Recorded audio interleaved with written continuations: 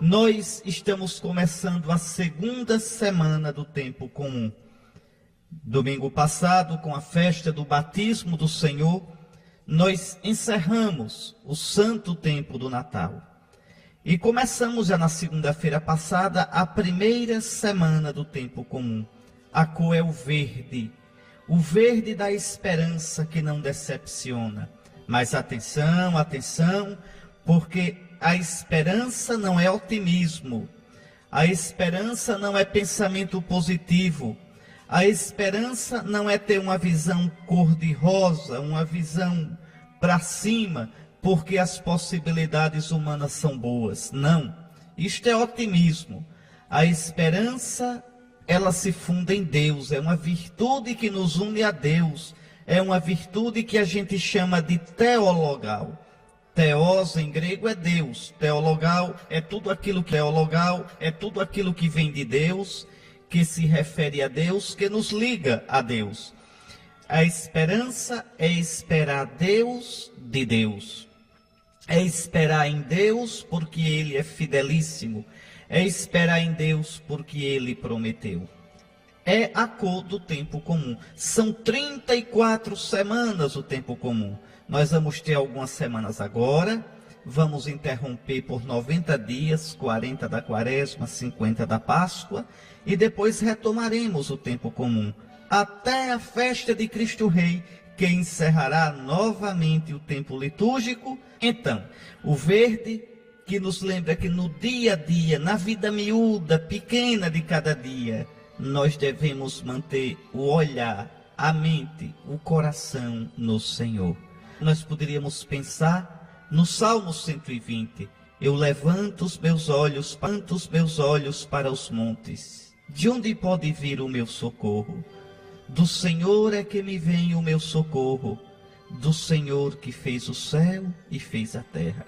Então, no dia a dia da nossa vida, na vida miúda, que vai passando a conta-gotas, às vezes com alegrias, outras vezes com tristeza, com esperança, com saudade, com ganhos, com perdas, é aí que nós vamos vivendo de esperança em esperança. Então, bom início do tempo comum para você, meu irmão. E a igreja hoje pede, nesse segundo domingo do tempo comum, porque estamos iniciando a segunda semana, a igreja pede: Deus eterno e todo-poderoso, que governais o céu e a terra, quer dizer, que governais o nosso tempo, a vossa paz. Dai, Senhor, a paz aos nossos dias. Dai, Senhor, a paz aos acontecimentos miúdos da nossa vida. Dai-nos a paz, a vossa paz. A paz que o vosso Jesus trouxe quando se fez homem, unindo o céu e a terra. Paz para nossos corações, paz para nossas famílias, paz para nossa juventude, paz para a nossa sociedade, para toda a humanidade. Eis aqui, nós ainda estamos vivendo na liturgia um restinho, algumas fagulhas do tempo do Natal. Esta leitura primeira, ela é o terceiro cântico do servo sofredor. Lembrem esse personagem misterioso que Isaías apresentou e que é ela é o terceiro cântico do servo sofredor. Lembrem esse personagem misterioso que Isaías apresentou e que é o Cristo Jesus. Durante o tempo do Natal, domingo passado, na festa do batismo do Senhor, a primeira leitura foi o primeiro cântico do servo sofredor. Eis o meu servo, que eu amparo. Eis o meu eleito, no qual eu tenho prazer. Coloquei sobre ele o meu espírito. Era o servo sofredor, e João Batista, ao batizar Jesus, apontou Jesus como servo. Eis o Cordeiro. Nós vamos escutar no Evangelho de hoje novamente. Vou falar sobre isso. Mas vejam, Jesus é o servo sofredor. É aquele que veio salvar a humanidade. é aquele que veio restaurar a fidelidade do antigo povo de Israel, da pobreza, da simplicidade da cruz. Na primeira leitura de hoje, que acabamos de escutar, ouvimos o terceiro cântico do servo, um trechinho. E Deus diz ao seu servo, Deus diz a Jesus: Tu és o meu servo Israel, em quem serei glorificado. Você pode dizer, mas Dom Henrique, espere aí. Se esse texto está se referindo a Jesus, por que fala em Israel? Israel não é só uma pessoa, Israel é um povo todo, é verdade. Se você olhar os 4 cânticos do servo sofredor, às vezes ele fala como se fosse para uma pessoa, como se o servo fosse uma pessoa, e às vezes como se o servo fosse o povo todo de Israel. É que Jesus, meus irmãos, o Messias, concentra nele todo o povo de Israel. Todo o povo de Israel. Eu vou lhe dar 3 exemplos para você entender isso. Primeiro, lembra que a gente escutou no Evangelho de Mateus, no domingo trazado, a seguinte passagem: Jesus foi levado por José para o Egito, com Maria, sua mãe. E depois que Herodes morreu, o anjo mandou que José trouxesse de volta para a Terra Santa Jesus. E aí São Mateus diz, preste bem atenção: isto aconteceu para se cumprir a escritura que diz: do Egito chamei o meu filho. Onde é que a escritura diz isso, pelo amor de Deus? Diz no profeta Oséias. No capítulo 11 do profeta Oséias diz assim, olha: quando Israel era ainda um menino, eu o amei, e do Egito chamei o meu filho. Essa palavra do profeta Oséias, Deus está dizendo: menino, eu o amei, e do Egito chamei o meu filho. Essa palavra do profeta Oséias, Deus está dizendo, pensando lá no Êxodo. Quer dizer, quando o povo de Israel estava ainda no começo, eu o amei. E do Egito eu trouxe esse povo, eu chamei o meu filho. E como é que São Mateus agora diz que Jesus veio do Egito para cumprir a escritura? É porque em Jesus a história de Israel é passada a limpo. Jesus é o verdadeiro Israel. São Paulo diz na carta aos Gálatas que Jesus é a verdadeira descendência de Abraão. A descendência de Abraão é o povo de Israel. Mas o povo de Israel existe por causa do Messias e para o Messias. O povo de Israel se concentra em Jesus. Quer outro exemplo? Israel no deserto foi tentado e caiu porque adorou um bezerro de ouro buscando segurança. Caiu porque no momento de dúvida tentou a Deus. Jesus vai para o deserto, é tentado e vence. E assim purifica, perdoa, redime, expia a queda de Israel. Está vendo? Jesus refaz a história de Israel. Jesus é o Israel verdadeiro, como Jesus é a humanidade verdadeira. Um terceiro exemplo, vou dar. Olha o capítulo 5 do profeta Isaías. Deus fala de uma vinha, diz assim: o meu amado plantou uma vinha, cercou-a, construiu uma torre, fez um lagar, escolheu as melhores cepas de uva, plantou. Quando esperou uva doce, o que veio foi uva azeda. O que é que eu vou fazer agora com a minha vinha? Eu vou quebrar a cerca, para que os animais devastem a vinha. Eu vou impedir que as nuvens do céu chovam sobre ela. A vinha do Senhor dos Exércitos é a casa de Israel, e o povo de Judá é a sua plantação preferida. Eu esperava obras de justiça, e o que veio foi a iniquidade. Então vejam, quem é a vinha do Senhor dos Exércitos? É a casa de Israel, é o povo do Antigo Testamento. Aí no capítulo 15 do Evangelho de João, o que Jesus diz? Eu sou a verdadeira vinha, e o meu pai é o agricultor. Israel é a falsa vinha? Não é falsa, mas Israel era apenas uma figura, uma preparação para o Messias. Estão vendo? Então, o povo de Israel todo, eu vou dizer o nome que os estudiosos dizem, tá certo? Cristo é uma personalidade corporativa. Quer dizer, é uma pessoa que incorpora nele uma multidão. Quer ver uma coisa? O sim de Cristo vale pelo sim da humanidade toda. O sim de Cristo feito homem, dado ao Pai, resgatou o pecado do homem. São Paulo diz isso no capítulo 5 da carta aos Romanos. Pode olhar. Como pelo pecado de um só a morte entrou no mundo. Veja, Adão. Adão é uma figura corporativa. Muito mais o ato de obediência de um só trouxe a salvação para todos. De modo que onde abundou o pecado, superabundou a graça. Então, Cristo aqui concentra, representa a humanidade toda. Neste abundou o pecado, superabundou a graça. Então, Cristo aqui concentra, representa a humanidade toda.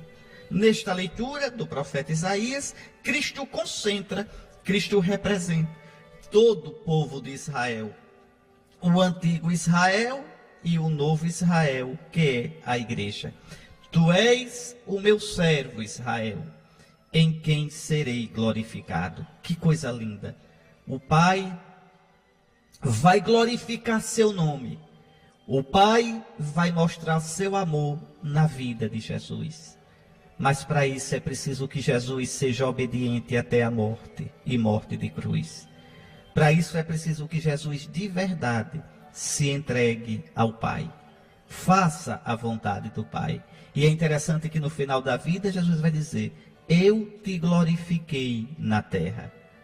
Ou seja, eu busquei somente a tua glória e fiz a tua vontade. Jesus vai dizer no fim da vida: Pai, glorifica o teu nome. E o Pai responde do céu: já o glorifiquei e o glorificarei novamente. Glorificou as margens do Jordão quando ungiu Jesus e disse: este é o meu filho amado.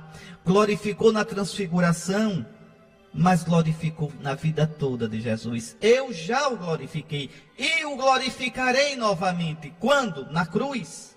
Quando aparecer até onde vai a obediência de Cristo, até onde vai o amor de Cristo pelo Pai. Por isso Jesus vai dizer: o mundo saberá que eu amo o Pai. Então, isso já começa na segunda semana do tempo comum. Já domingo passado, no batismo do Senhor, com a leitura do primeiro cântico do servo sofredor. Tu és o meu servo, Israel. Tu és o meu servo, Jesus. Em quem serei glorificado. E agora diz-me o Senhor, Ele que me preparou desde o nascimento para ser o seu servo. Aí é o servo falando. É Jesus, já pela boca de Isaías falando. Que eu recupere Jacó para ele e faça Israel unir-se a ele. Aos olhos do Senhor, esta é a minha glória. Qual é a glória de Cristo? É nos salvar. Qual é a glória de Cristo? É nos trazer novamente para o Pai. Meu querido irmão, minha querida irmã, se convença disso pelo amor de Deus. O homem sem Deus é um homem sem prumo, desaprumado. O homem sem Deus é um homem sem rumo, desarrumado, penso, troncho, que não desarrumado, penso, troncho, que não vai a lugar nenhum. Observe o mundo em que nós vivemos. Tanta ciência, tanta tecnologia, tantos eventos, carnaval na época, carnaval fora de época, Copa do Mundo, Olimpíada, e o homem não consegue se realizar. As famílias vão se desfazendo, porque vamos ficando mais rasos, mais levianos, mais incompetentes para amar de verdade.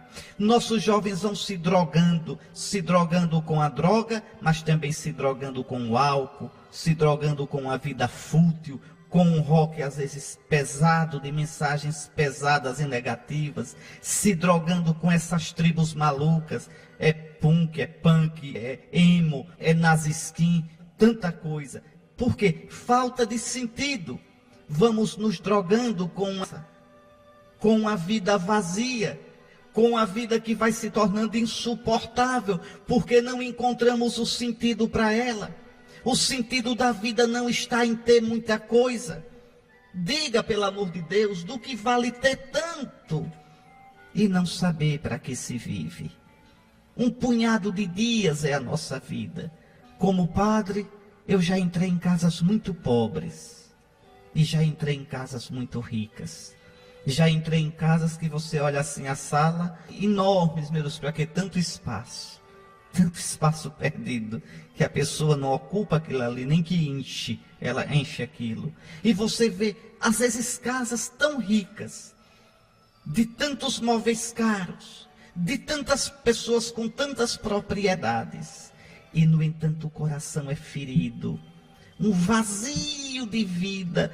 Eu conheci pessoas grandes, meus irmãos, que pagam para ter amigos, pagam, sustentam uma corte para bajular, para quando dá uma festa essas pessoas irem, senão ele está sozinho.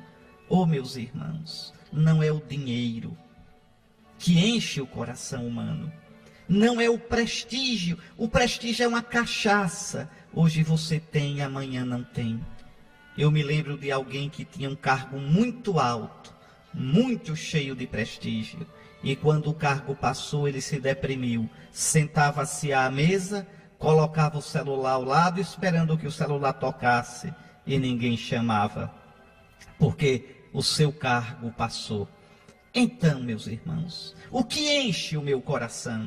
É a beleza física? Ela passa. É o vigor da juventude? Ele caduca. É o dinheiro que eu tenho? Eu posso comprar coisas, eu posso comprar até o corpo das pessoas, mas eu não posso comprar o amor. A Escritura diz, quisesse alguém dar tudo o que tem para comprar o amor, seria tratado com desprezo. Está lá no Cântico dos Cânticos. O que é, meus irmãos, que enche o nosso coração? O que é que dá paz ao homem? O que é que faz com que o homem respeite o outro como irmão? Veja a criação não como uma coisa, uma realidade para você maltratar, para você explorar de modo predador, mas para que você realmente cuide. É Deus, meus irmãos. Quando o homem tem Deus, ele encontra um prumo, ele se apruma. Ele encontra um centro, ele se centra. Ele realmente é feliz, é sereno, é livre. Quando eu indico tanto a vocês aqui, é feliz, é sereno, é livre. Quando eu indico tanto a vocês aqui a imitação de Cristo, por que eu indico esse livrinho do século XV?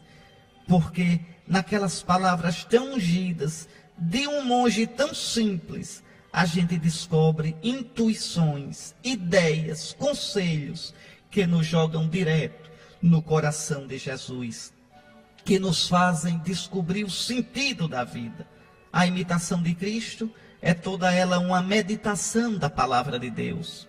É por isso que eu digo, depois das Sagradas Escrituras, não tem livro mais santo, mais ungido, mais bonito, mais gostoso de se ler. Então, olha aqui a missão do servo. Esta é a minha glória, que eu recupere Jacó para o Senhor, que faça Israel unir-se a ele.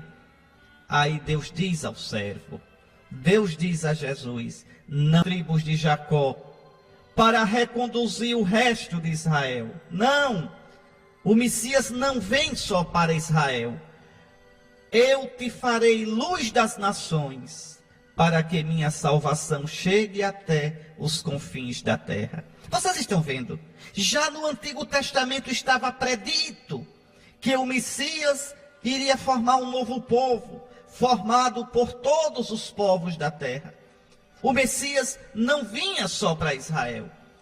Deus ia formar um novo povo, um povo que agora nascia da fé no Messias, na fé em Jesus, um povo formado pelos israelitas, os judeus, que já eram povo de Deus no Antigo Testamento, e formado agora por todos os pagãos que vêm dos confins da terra. É por isso que João, no Apocalipse, vê uma multidão, os eleitos, 144 mil das tribos de Israel.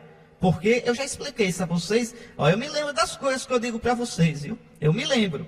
Eu expliquei isso para vocês na festa de Todos os Santos.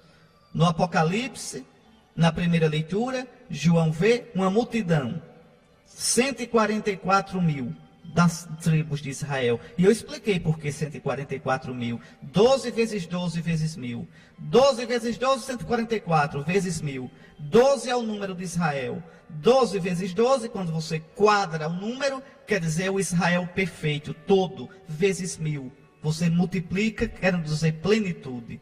Então, o povo de Israel em Jesus vai se salvar. Aí João dizia, e depois disso eu vi uma multidão que ninguém podia contar, de todas as tribos, línguas e nações. Estão vendo? Então não basta que tu sejas o meu servo, não as tribos de Israel.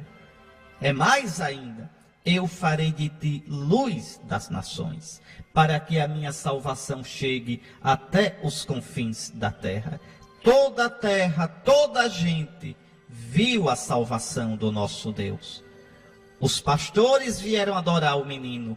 Os pastores são israelitas, mas depois vieram os magos, que são também os pagãos.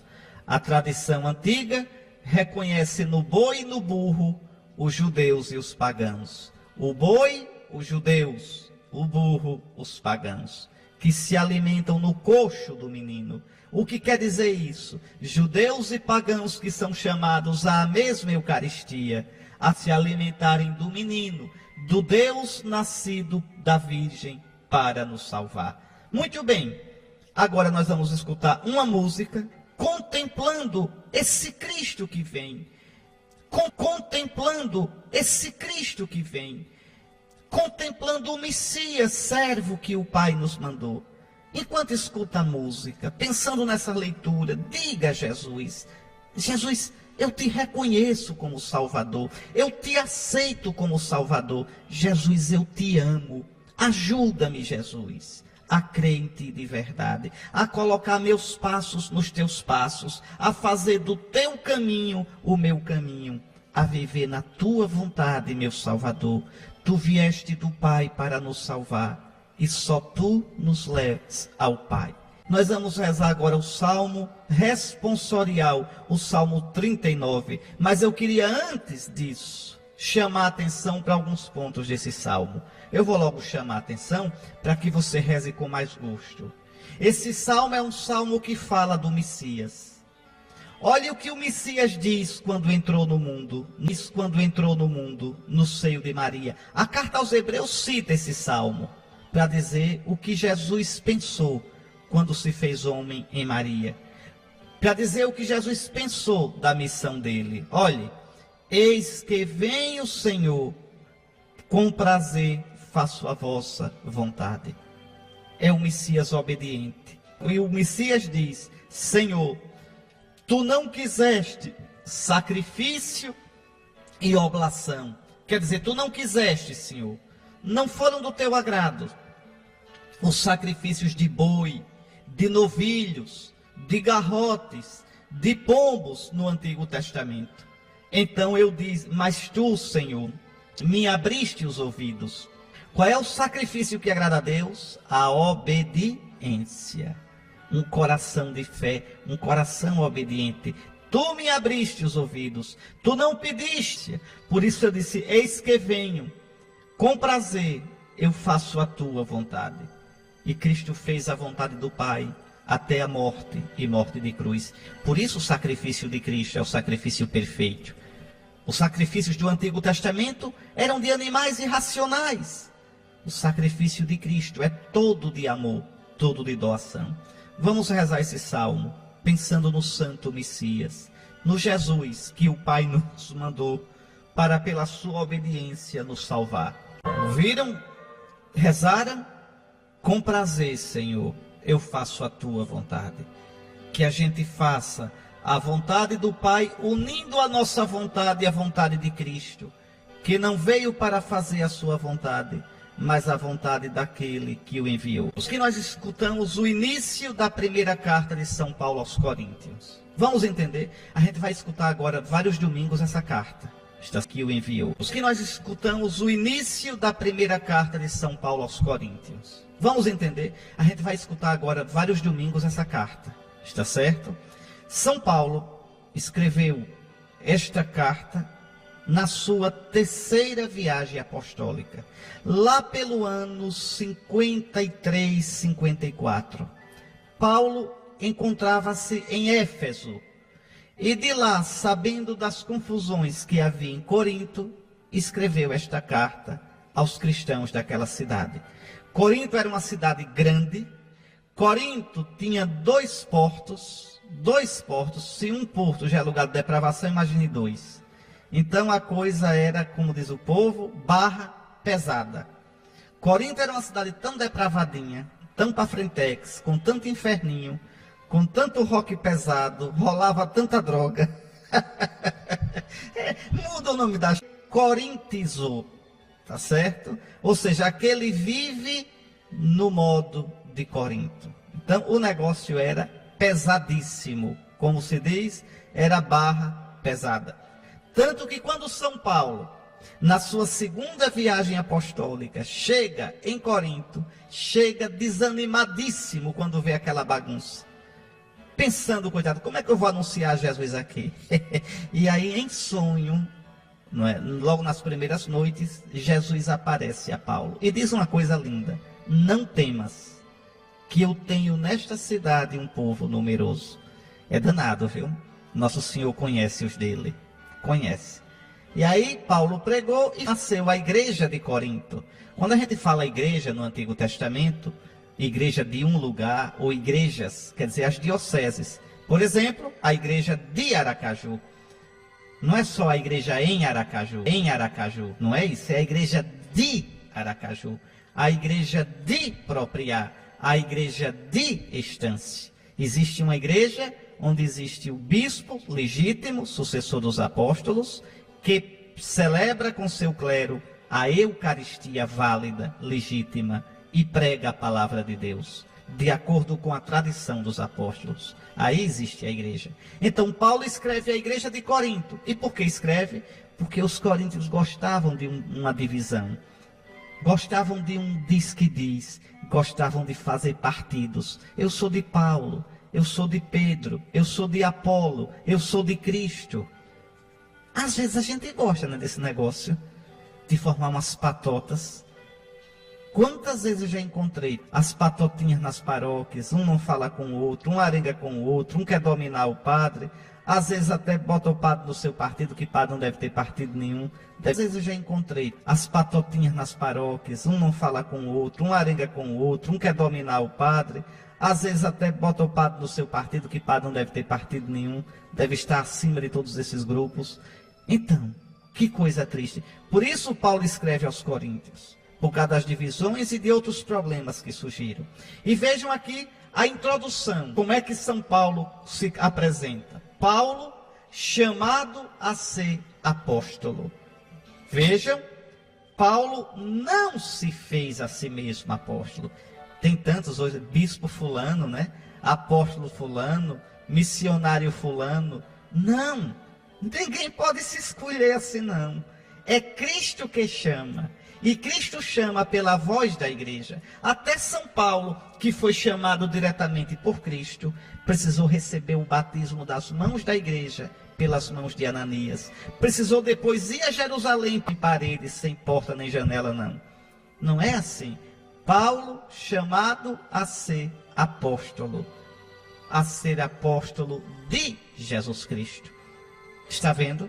A palavra apóstolo quer dizer enviado. Veja, apóstolo de Jesus Cristo, não é apóstolo dele mesmo, não. É apóstolo para anunciar Jesus, e anunciar Jesus fielmente. É como o bispo, é como o sacerdote, não podem fazer o que quer.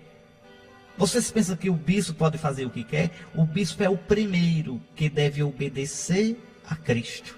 É o primeiro que deve pregar a fé católica íntegra, a doutrina católica, a moral católica, a disciplina católica. Vejam, a gente é livre de verdade não quando faz o que quer, mas quando quer e faz o que é correto. Então, apóstolo de Jesus Cristo. Em outras palavras, enviado por Jesus Cristo, por vontade de Deus, à igreja de Deus que está em Corinto. Então, Paulo, que sabe que foi enviado por Jesus, por vontade de Deus Pai, escreve à igreja de Deus que está em Corinto. E essa carta de Paulo à igreja de Deus que está em Corinto, certamente que serve à igreja de Deus que está em Aracaju. Como é bonito. 2000 anos depois, as palavras de São Paulo ressoam aos ouvidos da igreja de Deus que está em Aracaju. E aí São Paulo diz: aos que foram santificados em Cristo Jesus, chamados a ser santos. Atenção, Paulo não está escrevendo, eram poucas pessoas, o quê? Umas 10 famílias, 15, mas ali está a igreja de Deus. A igreja de Aracaju, quem é?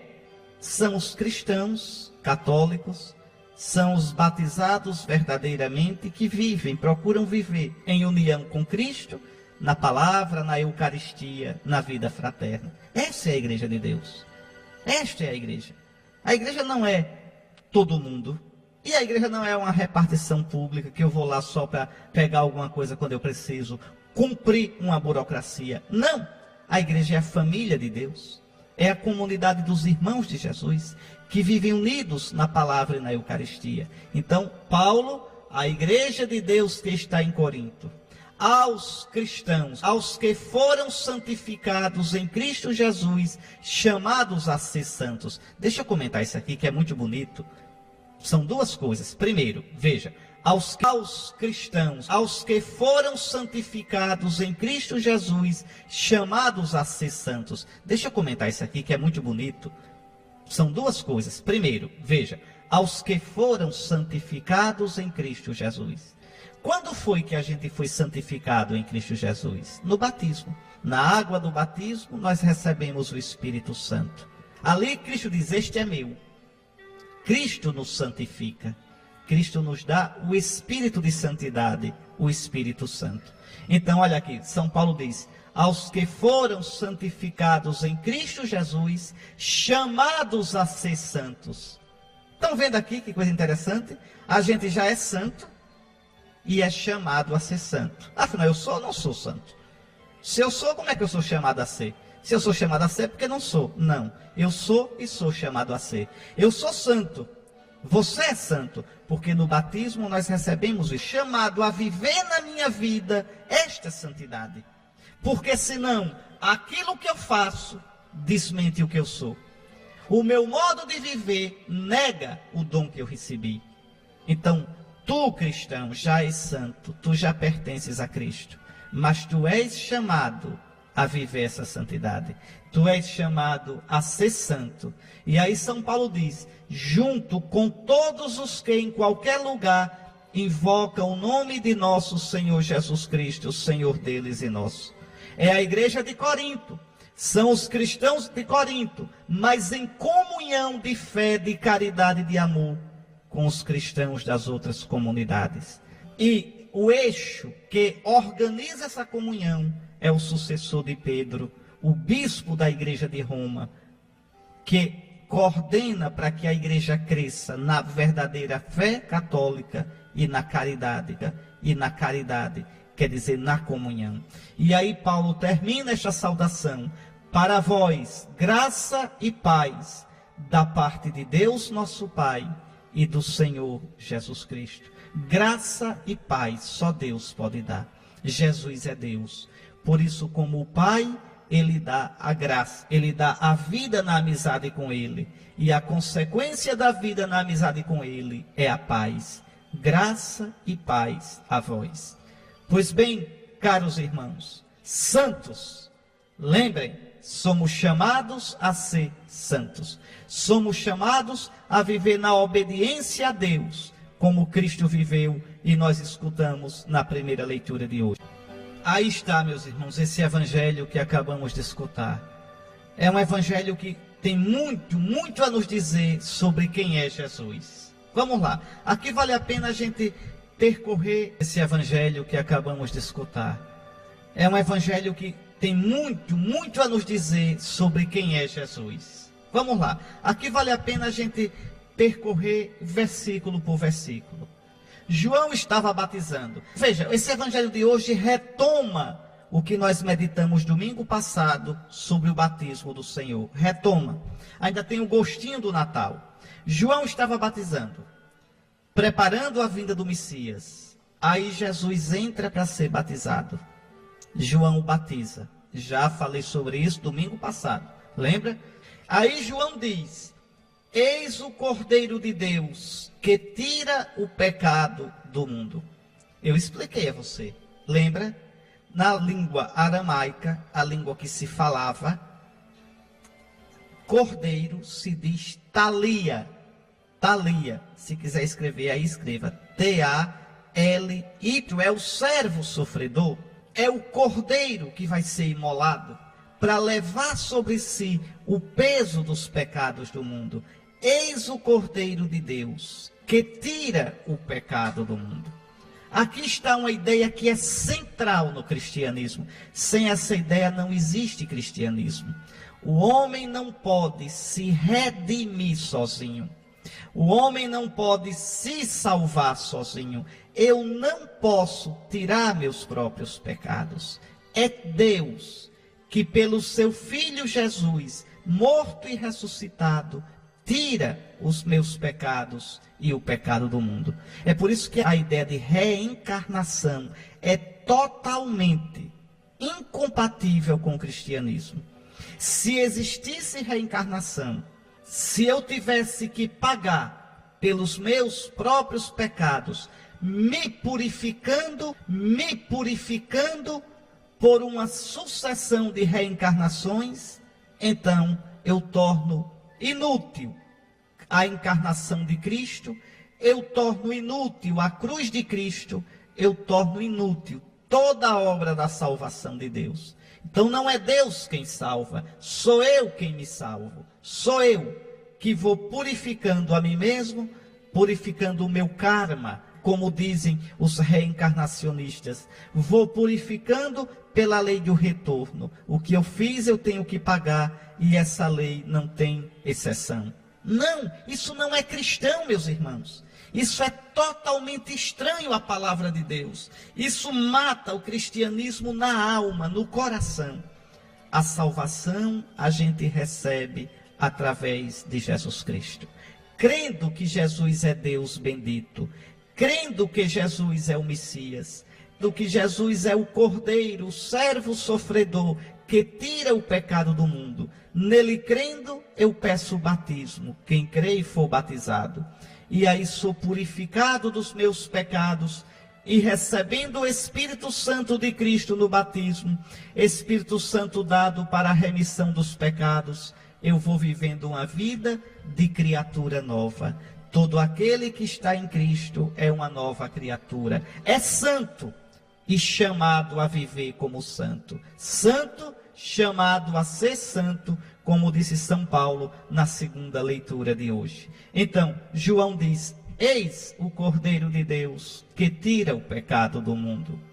Dele é que eu disse: depois de mim vem um homem que passou à minha frente, porque existia antes de mim. É Jesus, que antes de ser Jesus já existia. Que antes de ser Jesus já existia eternamente no céu como Filho eterno. E se fez homem sem deixar de ser Deus. Fez-se homem no ventre de Maria Virgem e recebeu o nome de Jesus. E aí João diz, dá um testemunho lindo: eu também não o conhecia. Mas se eu vim batizar com água, foi para que ele fosse manifestado a Israel.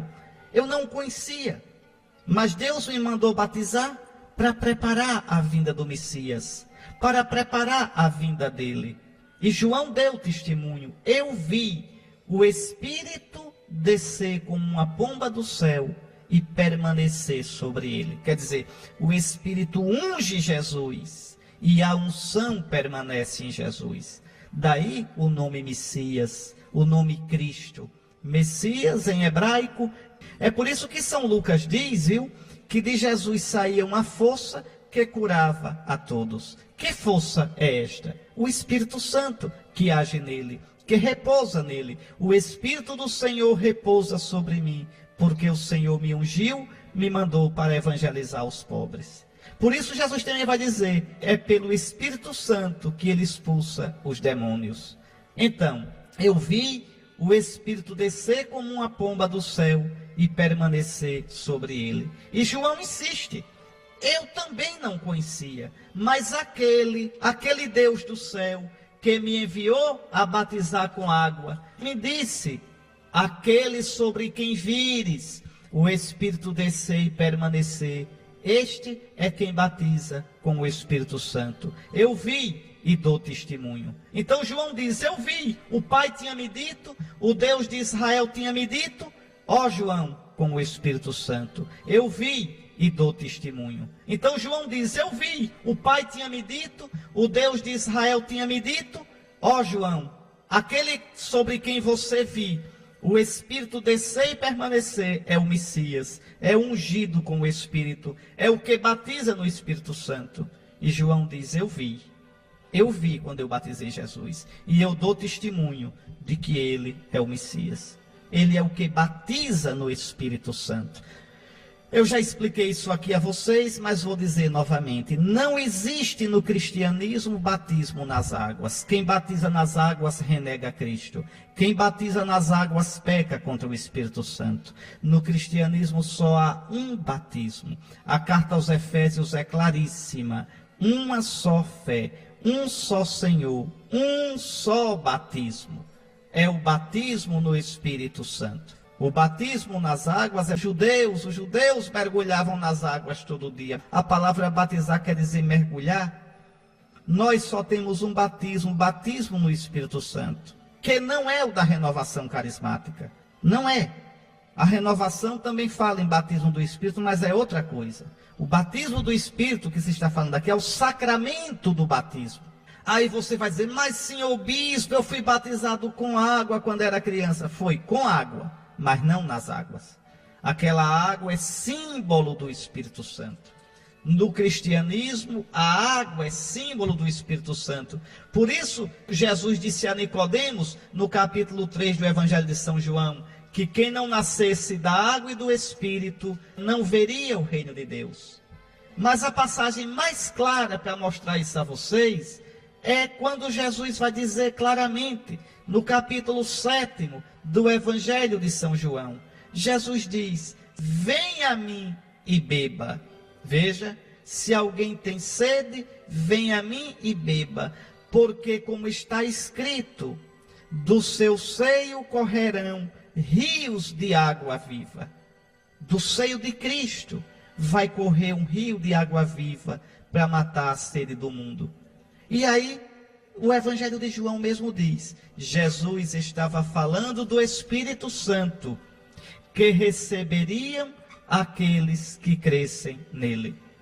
Porque ainda não havia Espírito Santo, quer dizer, não havia ainda efusão do Espírito, porque Jesus não tinha ainda ressuscitado dos mortos. Está vendo? O Espírito é essa água bendita. Por isso Jesus disse à samaritana no capítulo 4 de João, mulher, quem vem a esse poço de Jacó, Jacó é Israel, Jacó significa a antiga aliança. Quem vem buscar água nesse poço ainda tem sede, mas quem beber da água que eu der, nunca mais terá sede. Essa água é o Espírito Santo. Você pode pensar que o bispo auxiliar está enrolando, é? Pois então pegue na sua Bíblia aí, vá. João capítulo 7, versículos 37 ao 39. Olha aqui. no último dia, que é o principal dia da festa, estava Jesus de pé e clamava: se alguém tiver sede, venha a mim e beba. Quem crê em mim, como diz a Escritura, do seu seio emanarão rios de água viva. E que água é essa? Olha o que é que o Evangelho explica no versículo 39. Dizia isso referindo-se ao Espírito que haviam de receber os que crescem nele, pois ainda não fora dado o Espírito. Está vendo? Então, Jesus batiza no Espírito. Não existe no cristianismo um batismo nas águas. Jesus morreu e ressuscitou, recebendo a plenitude do Espírito, para derramar esse Espírito sobre nós. E ele derrama no santo batismo. Derrama no batismo o Espírito como vida nova. E na crisma derrama o Espírito como força. Força para sustentar o nome de Jesus. Olhe, alguns de vocês dizem o sacramento do crisma. Está errado. É o sacramento da crisma. Tá certo? A crisma, ou a confirmação, ou a crismação. O crisma é o óleo, não é o sacramento. No sacramento da crisma, a gente recebe a unção com o crisma.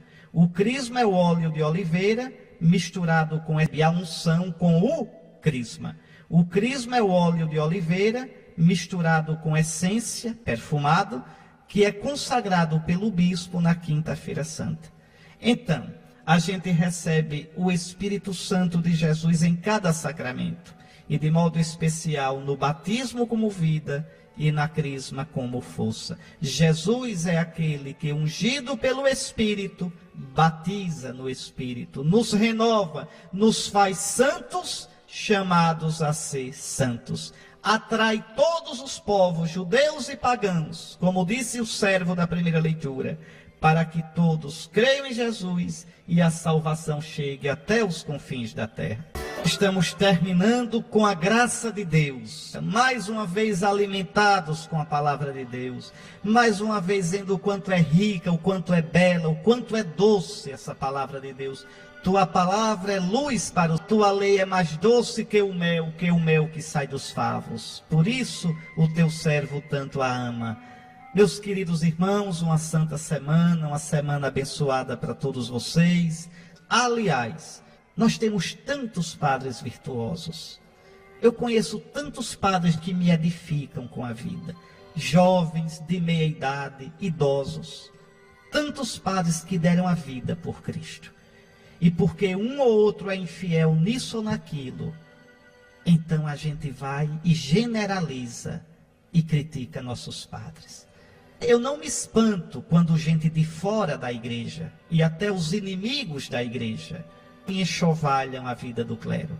Mas eu me escandalizo quando leigos, gente que comunga das mãos desses padres, que recebe o perdão dos pecados pelo ministério desses padres, que escuta a palavra de Deus, da boca desses padres, se comprazem em falar mal da vida moral dos padres. Que vergonha, que falta de fé, que espírito de fofoca e de maledicência. Façamos assim não, meus irmãos. Se você sabe que algum padre está com alguma fraqueza, reze por ele. Se persiste, se quiser, converse com o bispo. Pode conversar. O bispo é pai. Aquele báculo que a gente usa, aquele cajado, não é para jogar na cabeça do povo, não. É de pastor. Lembre, todo reino dividido contra si mesmo perece. Então, ao invés de falar mal dos padres, ajude a formá-los bem. Ajude, para que a igreja possa, no futuro, ter tantos padres piedosos, santos, castos, celibatários, retos, preparados espiritual e intelectualmente, humanamente, que seja orgulho para a igreja e uma bênção para a sociedade. Tá bom. O Senhor esteja convosco, abençoe-vos o Deus Todo-Poderoso, Pai, Filho e Espírito Santo.